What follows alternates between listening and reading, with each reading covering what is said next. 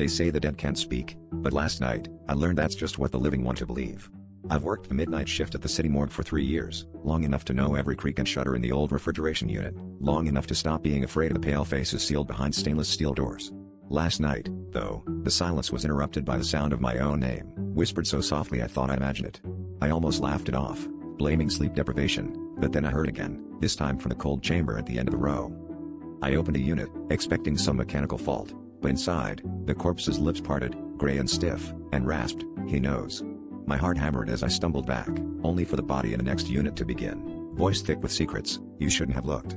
One by one, the dead began to murmur, each telling me things, case file details, hushed confessions, names I'd never spoken aloud. The air turned icy as I realized these weren't random hauntings, they were revealing things only the dead would know, things that never made it into their autopsies. I tried to back away, but the final drawer, the one I'd avoided since my first day, began to rattle. The corpse inside was different, face obscured by a blood-stained sheet, toe tag unreadable. As the whispers crescendoed, I recognized something chilling. The secrets were about me, my childhood accident, the scar I hide, the lie I told to get this job. The last corpse lifted its hand, bony finger pointing at me, its voice a guttural growl, "You belong here, too."